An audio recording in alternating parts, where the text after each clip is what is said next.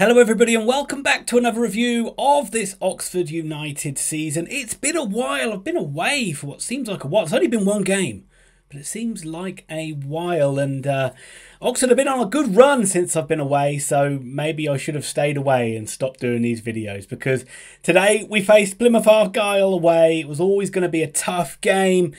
And just like last season, unfortunately, Oxford United come away with absolutely nothing from home park. It ended Plymouth Argyle 1, Oxford United 0. And as I just said, you knew this was going to be a tough ask against a Plymouth side who were doing very well in League One. And I think everybody, me included, expected this Plymouth side to be doing very well. They did well last season.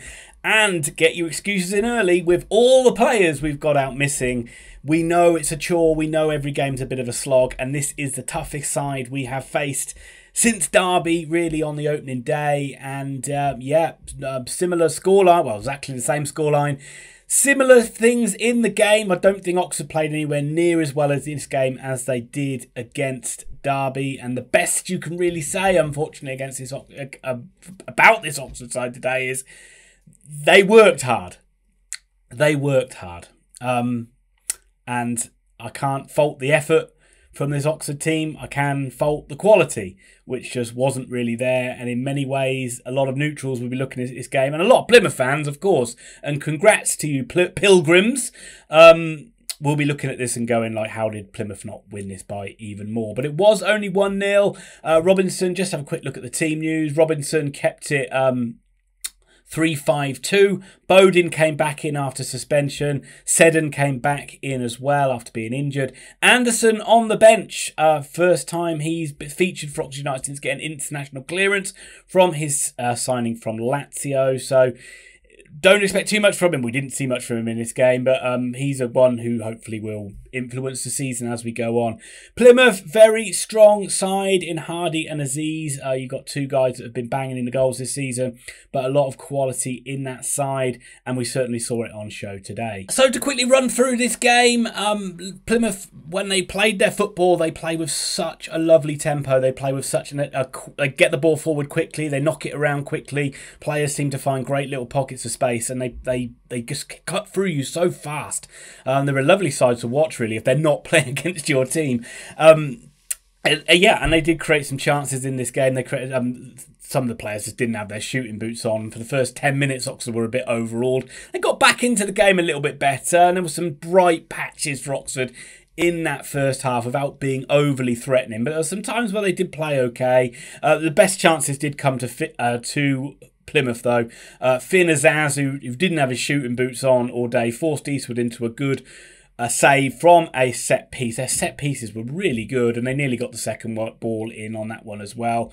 The 35th minute, 37th minute, another two examples of Plymouth playing some great football. They just really cut Oxford open with some really fast, direct play, but not long ball, all on the ground, but all like really nice, intricate passing, which really means players are getting the ball in a lot of space. Oxford had a lot of problems picking up people that dropped into areas. Finn Azaz picked up these couple of chances on the edge of the box, but sliced them wide. As I said, it wasn't his day. And at the end of the first half, Oxford really, really happy to go in 0-0. And again, can't fault the effort. I thought everybody put in a shift. They were certainly working hard, but the quality just isn't there at the moment. And you can just see the final ball just isn't there. The crosses just seem a little bit aimless. And everybody, when they get in and around the penalty area, they just don't seem to make the right decisions. Marcus McGuane was exceptional again. And you can't fault Kyle Joseph's work rate up top, but as I say, this first half, you're just really happy that you're coming in 0-0. We might be able to get away with a point. Second half followed the same path as the first half, really. Plymouth ranked up the pressure, always looking dangerous, even from their set pieces, which were really well worked. And in the end, the pressure just did really tell. Again, first of all, there was a chance 3 minutes before the goal where Oxford sort of fell asleep from a corner and the ball shot went over the bar. I think it was from Whittaker, actually, who ended up getting the goal. Second half was a bit more scrappy than the first half, but it was Plymouth who got that goal in the end. Oxford just couldn't clear their lines. I think there was a slip in there, which was a bit unfortunate, but Whittaker got the ball on the edge of the box, took a shot, And it goes in the corner. It's a well-hit shot from a Plymouth point of view, but we've seen this goal scored before. And again, you have to point question marks at Eastwood, who I don't think had a bad game today. But in a decisive moment, he's got his hand to the shot. I think he should save it. Just like what we saw against Morecambe, he gets a hand to it. He should be able to push it around the post. He gets a hand to it. He can't push this one around the post. It goes into the bottom corner. We're seeing this so often now. Oxford find themselves one down. I don't think any Oxford fans can say Plymouth didn't deserve this. And it was just a matter of, could we scramble something back into the game? Well, we had one chance. We had one chance in this game. And what a chance it was. For once, Plymouth did switch off at the back. It was a quick free kick from Henry. Beautiful run by Long. Beautiful cross by Long. Kyle Joseph meets it on the slide. You would think it's going to nestle into the back of the net. 9 times out of 10, 49 times out of 50, maybe even 99 times out of 100. But this time, it hits the bar and goes out of the stadium. It was quite an embarrassing miss for Joseph. He didn't deserve that, really. I thought he worked hard, but a really bad miss. A bit like Henry's miss against Bristol Rovers, where it's a free header that he had from a real sitter, really, and he's putting it over the bar. And Oxford just aren't taking these chances. And we're put in, you say, when we do create something, we really need to stick it away because our overall quality isn't that great. Unfortunately, we didn't on this occasion. Look, Plymouth really should have got a second goal in this game. They overran Oxford at the end as Oxford tried to push forward a bit to try and get an equaliser. We did see Brown come on. We did see Anderson come on.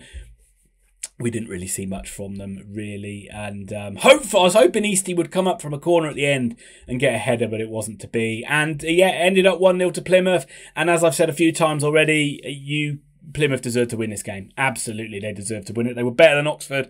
And whilst we don't have our strongest side, they are a much better side than Oxford United. If that's the standard of getting promotion, we're nowhere near it, let's be fair. And I know we're going to get players back. We're going to get a stronger side back in a few weeks and months. But even at full strength, it'll be interesting to see if Oxford would be able to cope with that Plymouth side. Without singling out the Plymouth players or anything like that, they really moved Oxford around and created numerous chances and could have won by more. But I'm just repeating myself here. It's where we are, Oxford fans. It's where we are. You can moan, you can bitch about it, but Robinson's hands are tied with the players that he's got at the moment, and it is going to mean when we come up against the better sides of the league, we are going to really struggle. We've got MK Dons at the weekend. They're not in great form, but I do expect that one to be a tough one as well. But as we've lost this one, Oxford really kind of need a win. We need to kind of keep on the shirt tails of the playoffs, even at this early stage of the season, and wait for our players to come back. It's frustrating, but we all knew this was going to be a tough one today, so I think there's a lot of Oxford fans that probably resigned to the fact we were going to get a defeat in this one. As difficult that is to take, we do just have to take it. Not been a lot of fun supporting Oxford United so far this season. Everything's been a bit of a grind for us, but we do just have to keep kicking on until this MK Dons game. We can moan about transfer policy, we can moan about this, that and the other. We just got to get on with it. Just get on with it. Just stop moaning about it and get on with it. We're stuck with Eastwood in goal. There's probably not a lot of people that want that. And we're stuck, unfortunately, with a injury list that is extensively large. And so we are down to the bare bones in many areas.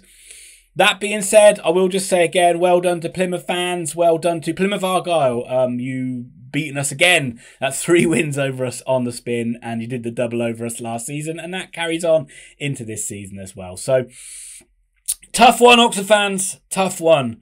But let's just park it.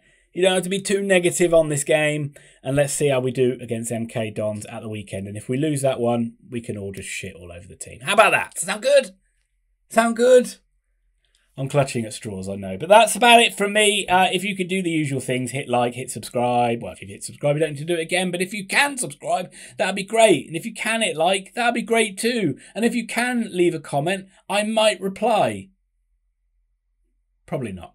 But anyway, enjoy your evening or your day whenever you see this, and I'll see you soon.